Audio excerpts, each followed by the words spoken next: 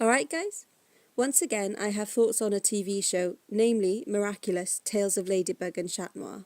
And once again, I cannot convince my real life friends to listen to me for as long as I want to talk about it, so I am dragging you into this. You're welcome. This video will include major spoilers for all of Miraculous, so if you want to watch the show without hearing that sort of thing, please just click away now and come back later when you've caught up. I do really recommend that you watch this show because it is an excellent series. So, as usual, I've tried to explain things enough that even if you haven't seen Miraculous, you can still hopefully enjoy the video. If you have already seen it and you want to skip to my thoughts, please just skip ahead to the times that's on the screen right now. Also, I just want to apologise right now for the mangling of all of the French words and names that I'll be saying in the course of this video. I am sorry, okay, your language is just too beautiful for my clumsy British tongue, and I hope that you can forgive me. And also, I hope that you enjoy. Miraculous is a TV series created by Thomas Astruc and developed by Jeremy Zag, and it first aired in 2015. It follows Marinette Dupencheng and Adrian Agreste, who appear as normal school children initially, but they become the superheroes Ladybug and Noir and protect the home city of Paris whenever there's danger. Their powers come from their magical jewellery. Ladybug's earrings give her the power of creation, and Noir's ring means that he has the power of destruction through his cataclysm. The most common source of danger to Paris comes from, well, now this villain has a lot of names, so I'm just going to go with the one that's linked to his final form, which is Monarch. Monarch also has magical jewellery, and in his case it's a brooch. This brooch allows him to sense the emotions of those around him and bestow powers on these people, so he manipulates their feelings so that he can use them as proxy villains to fight Ladybug and Noir. Unbeknownst to all of them, Monarch is really Gabriel Agreste, a Parisian fashion designer and Adrian Agreste's father. Adrian and Marinette are in the same class in school. So if that wasn't complicated enough, Marinette is secretly in love with Adrian, but not his alter ego Noir. And Adrian is in love with Ladybug, but not her mild-mannered secret identity Marinette. It's an adorable show that's got some really great representation, and once you get past Series 1, there are some excellent storylines and fantastic plot twists. The characterisation is on point and the pacing is excellent. However, Series 5 ends with what I find to be one of the worst finales I've ever seen.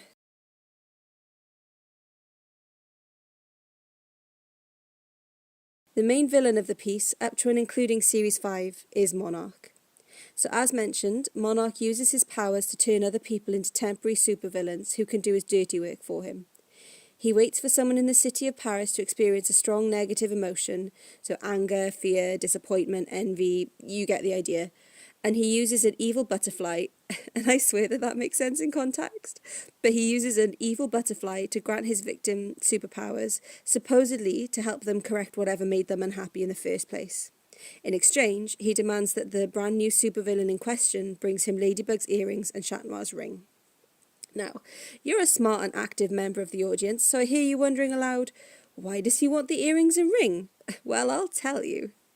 Ladybug's earrings hold the power of creation, and Noir's ring contains the power of destruction. This means that combining them gives you the power to reshape the universe into anything you'd like. So you can wish that strawberries were green instead of red, and that's no problem. You can wish that your fanfic would be picked up by a mainstream publisher. Easy. You can wish that the world wasn't in a downward spiral thanks to late-stage capitalism. You got it. So what's Gabriel's wish? Well, his wife and Adrian's mother, Emily, came down with a nasty case of dying after using a different piece of magical jewellery that was broken. And since then, Gabriel has kept her in his basement in a snow-white glass coffin. So relatable, right? But Gabby wants Emily to come back to life, and he's dedicated his whole existence since she died to making that happen, to the point of ignoring the family that he does have left, namely Adrian.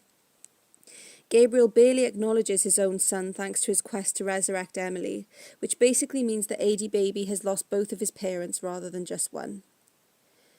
Gabriel is helped in his evil machinations by Natalie, who also becomes life-threateningly ill after using the same broken brooch as Emily. What was that definition of insanity again? Later in the series, Gabriel forces Adrian to use his cataclysm power against him, basically making his own son commit patricide, although they don't know each other's true identities at that time. So no problem, he just modifies his wish so that he and Natalie would be returned to full health as well as Emily when he makes his wish. So all that begs the question, what happens if someone makes a wish? It's shown in the Series 4 episode Ephemeral that, if a wish is made, it's not just the wished subject that's changed. So there has to be an equal and opposite reaction for whatever's altered. So for example, if you wish that strawberries will turn green, then runner beans would have to turn red to maintain the balance. Equally, if you wish for someone to come back to life, then someone else will have to die in their place. You get the idea. But that sounds awful, I hear you say. And you're quite right, but oh wait, it just gets worse. So let's stick with the example for a moment of wishing that strawberries were green. So this universe that we currently live in, take a look around, you can see it, it's right there. This universe has red strawberries. So therefore, to make a reality in which strawberries are green, we can't have this previous universe hanging around anymore. The current space-time continuum would therefore have to be destroyed and another one created in its place. A brand new universe, separate and distinct from this one, would manifest. And that universe is a universe where strawberries are, and always have been, green. So this means that the whole universe and everyone in it would completely cease to exist. To facilitate any wish, to quote the show, the universe is destroyed and then entirely rebuilt. So reality would have to be annihilated and replaced by a completely different, although similar, universe, with a different set of people and a different set of locations and a different set of everything that you've ever known. So make sure to write this down in your notes, kids, because it will be on the end of term test. So to be clear, I am absolutely for this plot twist. It raises the stakes about as high as they can get. I mean, you can't get much more risk than having the whole of existence on the line. And it really gives a sense of urgency to stopping the monarch from executing his plan. So what happened in that accursed finale? Right, so at the end of Series 5, Marinette and Monarch finally discover each other's secret identities. They fight, and while they do, Gabriel explains his motivation to Marinette, including his wish to bring his wife back from the dead, and the fact that he literally has hours at most to live thanks to being cataclysmed by his own son. Marinette begs him not to go through with his plan, but he immobilizes her and decides to make the wish anyway. Marinette, who's now trapped behind a force field, looks on in impotent horror as her worst-case scenario comes to life right in front of her eyes, and her nemesis completes the mission and makes his wish. An explosion then begins in Gabriel's house, which expands to destroy Paris, and then France, and then the Earth, and then the whole universe itself, until everything that ever was has been disintegrated. Nothing is left but a blank white void. Smash cut to a summer afternoon in the back garden of the Agreste household. The gang's all here, including Natalie, who's now back to full health thanks to Gabriel's wish, and everyone's having a lovely time in the swimming pool and enjoying a gorgeous day in this brand new universe after the previous incarnations of themselves were brutally wiped from existence. Yay?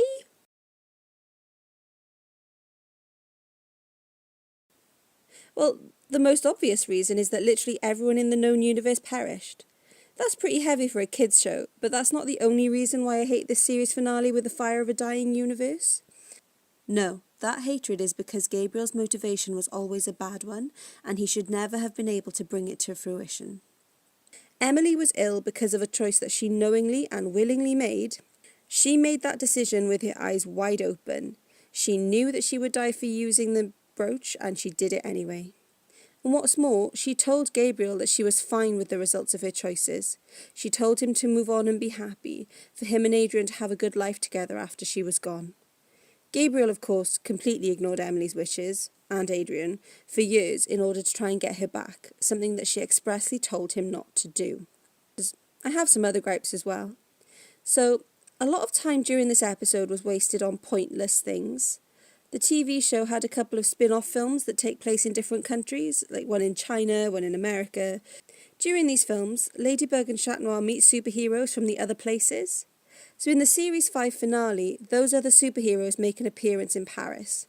I have no objection to this in theory. It's a nice way to tie into the films, and seeing different heroes come together to fight with our usual cast could be fun. However, these cameos serve absolutely no purpose. They don't change the tide of the battle, they don't provide the opportunity for character growth, they don't learn anything, they don't even buy our protagonist time to save the day. I mean, as I'm recording this, I can't even remember the names of these extra superheroes, and I haven't even bothered to look them up because they genuinely do not matter, so that is how little impact they've had. Anyway, these visiting heroes lose the battle, and then, after the goddamn wish, they're gone again without ever even interacting with Ladybug and Chat Noir. Their section could literally have been cut from the episode entirely with no consequences, which means that it should have been cut from the episode, and the time could have been dedicated to something that actually mattered. Gabriel sacrificed his life for Natalie's. However, it is shown several times that he only has an hour or so to live. Shouldn't that mean then that if he gave his life to her, she would only live a couple of hours longer to keep the balance that the show keeps on exaggerating the importance of?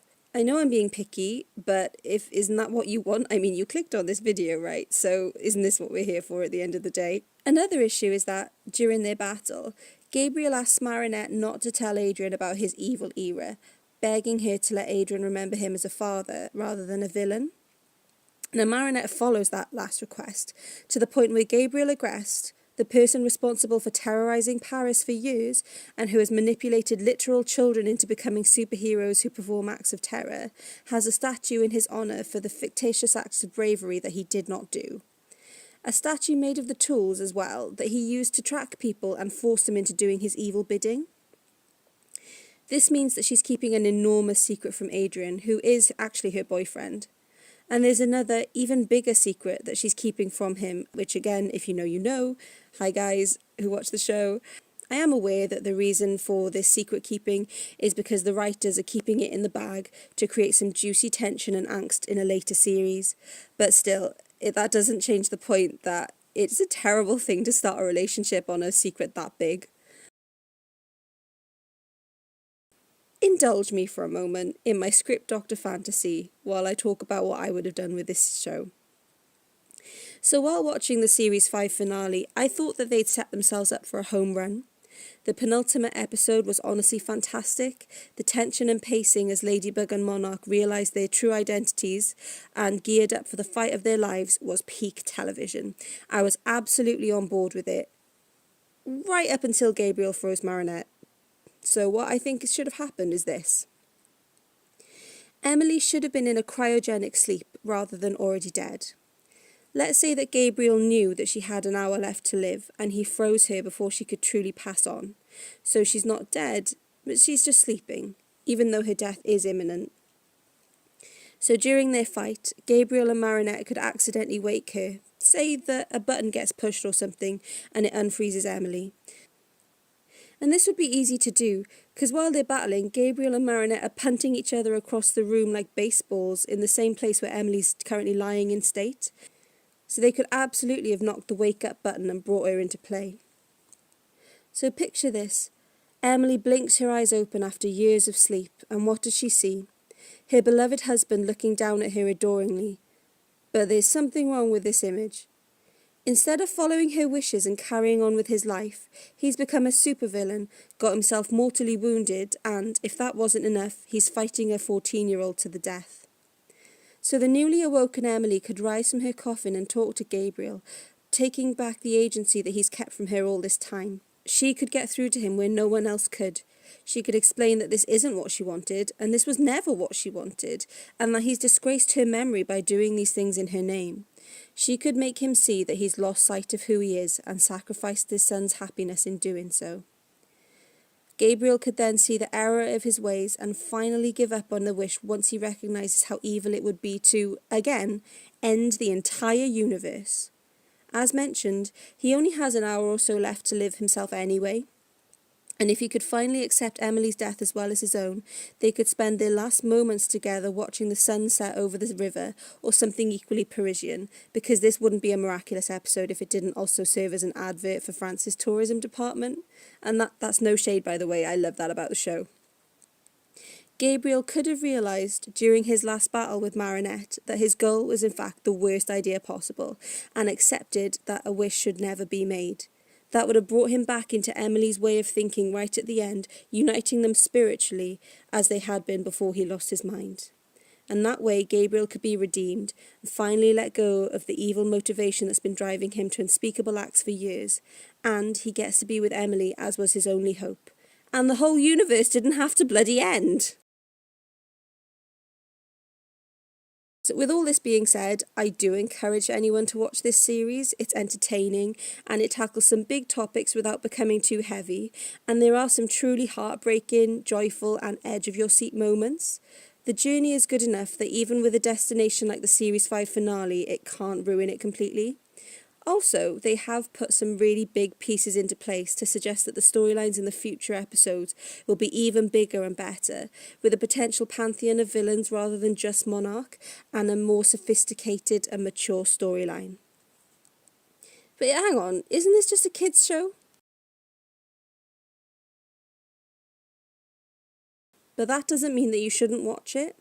All of the best kids shows have storytelling and jokes that are good enough to entertain adults as well as children, and Miraculous definitely falls into this category. So please give it a watch if you haven't already. If you have seen it, just tell me your thoughts, please. I know that there are as many different ways to interpret the finale as there are people to watch it, and I'd love to hear whether you agree with what I'm saying. And thank you for watching.